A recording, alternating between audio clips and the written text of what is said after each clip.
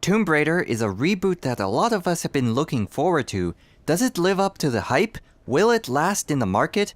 Why wait around to see when we can take the initiative? It's been 16 years since the original game was released by Core Design. Now we have a reboot by Crystal Dynamics. Let's take a look.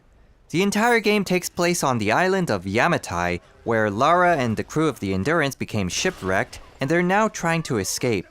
Unfortunately for them, there's a much larger group on the island who's trying to kill them. So here's the combat. You have the standard shoot them in the face and they die, or you have the up close and personal way where they take an arrow to the knee. I'm not kidding, this actually happens. And it seems to me that you're fully stocked on ammo at all times. Like, you can use 2 shots to kill 2 enemies, run 10 feet. Oh look, here's another conveniently placed ammo cache because I apparently wasted all of my ammo. Well, no I didn't, I just aimed. Here at the campfires you find all across the island. You can upgrade your weapons using the salvage you collected from items and the corpses of your enemies. And you can also use the skill points that you gain from experience, and then use them to unlock new abilities to help you stay alive. There's also a few stealth elements in the game. You can sneak up behind someone and strangle them with your bow, and you can also sneak past them, but I would just kill them all because it's much more rewarding this way. It's not a stealth game, so no points are lost here. But I am docking points because of the QuickTime events. Sometimes it doesn't say what you're supposed to press or how to press it. Sometimes it does. This is how I die most of the time. I'm trying to figure out how to get past this event, but I had trouble figuring out what I was supposed to press. Especially during the rumored rape scene that we all know about. Which, by the way, I found this to be more of an annoyance than a controversy. Or a turn on. But through trial and error, I eventually got through it. Then there's the issue with regenerating health, which is just that. There's regenerating health.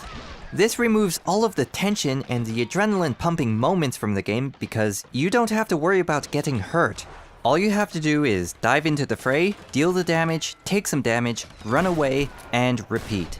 So as long as you stay alive, there is no punishment whatsoever for taking damage or playing risky or aggressively. Just unload your guns on everything. There are some side areas you can explore to find some extra stuff. You can go through what are called optional tombs, and these basically consist of a simple puzzle in a single area. You don't even need to find them. The game will tell you when you're near one, so they're not exactly secret areas. The game isn't entirely linear, but it's pretty damn close. As for the multiplayer, I would say it's like a mix of Call of Duty and Gears of War, except it's slower and stiffer with Tomb Raider's game mechanics. Multiplayer is okay, but I'm turned off by the whole unlocking of the weapons aspect of the game. That and the regenerating health. Oh god, the regenerating health in multiplayer. There's a reason why Quake players hated this back in the 90s, but I digress.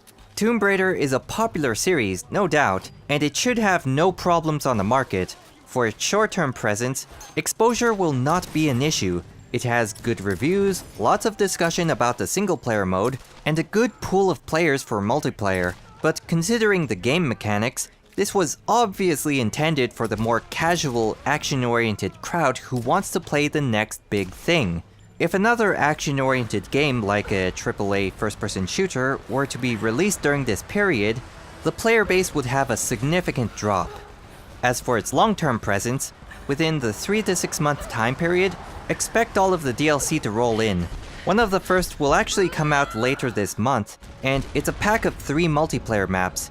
And it's a timed exclusive for the 360 version.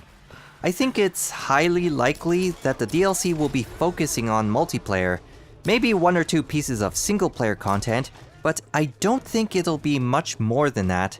Unlike some of the older games, there's no level editor, so forget about the user-generated content. Also, by this time period, a lot of other games will be out on the market as well. I can only imagine a few thousand people continuing to play this game, many of which are people who waited for the price to drop, so there won't be much of a community behind this game in the long term. You would play the game for its single player, play it once, and then move on. There are plenty of other fantastic multiplayer games on the market already, and people will just play those instead. So overall, the game is alright. It has its moments here and there where it does shine, but I'm mainly disappointed that this reboot is more of an action game than a game of survival or adventure.